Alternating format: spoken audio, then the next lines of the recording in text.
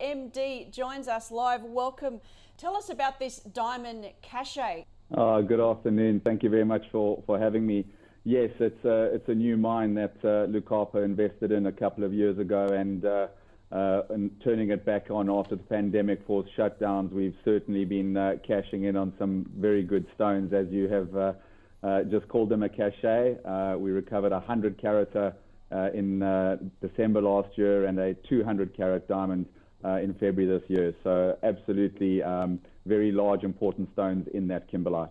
So have you got a good grip now of just how large that resource you're sitting on there is? Look, the resource is approximately 40 million tonnes and currently has about 1.2 million carats in the resource.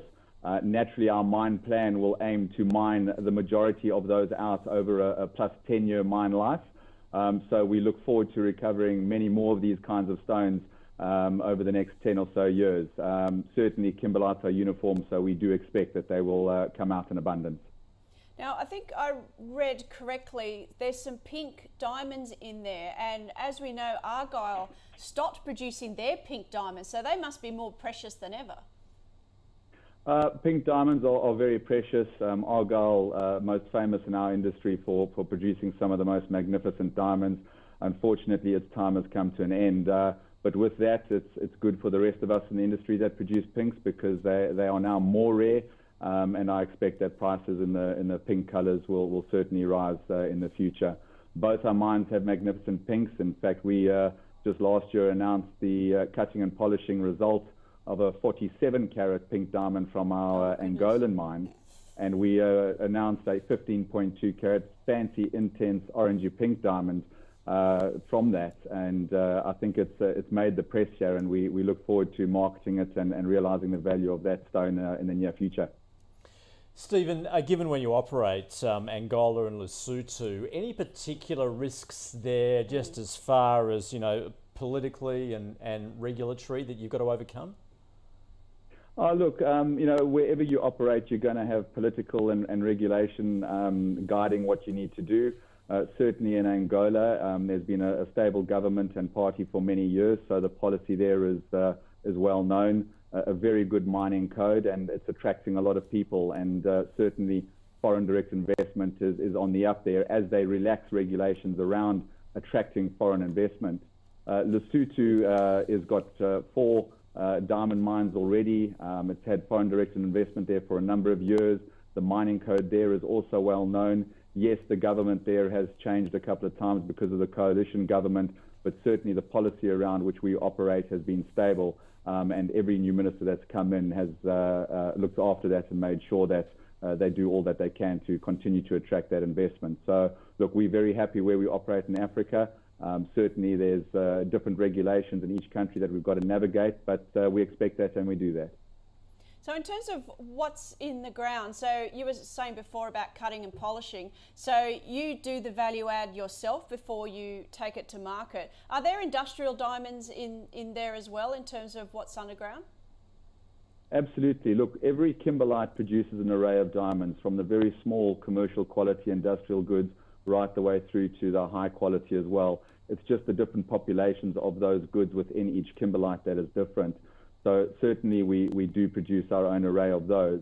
However, over 90% of our value is in diamonds greater than 5 carats. I'd like to say diamonds are more expensive than I can afford. So we are very lucky in terms of the kind of diamonds we produce. And that is why we take them to a cutting and polishing stage as well, because in my time in the space, I've seen how the next stage in the diamond pipeline realizes the value of those goods. And our investors spend a lot of money with us, investing in resource, investing in the development, investing in the countries, investing in the markets. And we want to try and attract as much of that value back to them as we can. And that's why we're going down into cutting and polishing as well.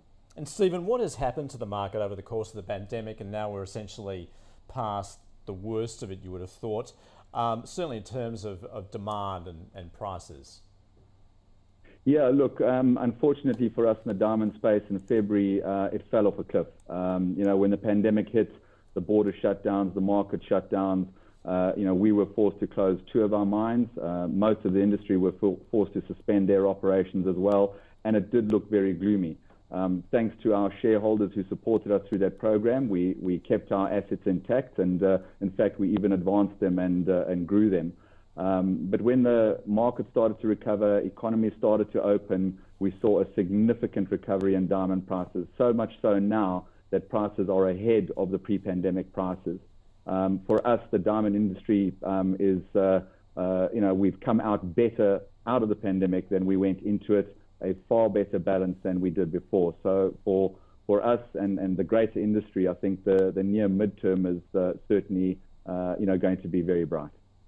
Yeah, it sounds like you've got some blockbuster headline finds in there. Is that something that you need to keep repeating in order to deliver to shareholders? Like, how does it work? Absolutely. Look, we're under an obligation because of our listing regulations and rules that we have to announce everything that we believe an investor will take into account in either acquiring a share or selling a share. So certainly if we believe that a recovery is important in that decision, we need to convey it to the market. So when you're dealing with the kinds of diamonds and the frequency with which we recover them, it does mean a lot of announcements. So certainly we do have to keep putting them out, but it's always good news. They're very shiny, sparkly things, and there's a lot of traction behind them. So putting a picture out never hurts. Yeah, indeed. Stephen, hey, great you could join us today to give us an update. I'd like to know who's buying $5,000. Was it 5,000 carats, or what did you say? 5 carat, even 5 carat. I mean, beyond my budget. Yeah, they are very expensive. Well, good luck to you, Stephen. Fantastic to catch up at last. We'll speak to you again when you've got something else shiny to talk about. Great. Thank you very much for having me.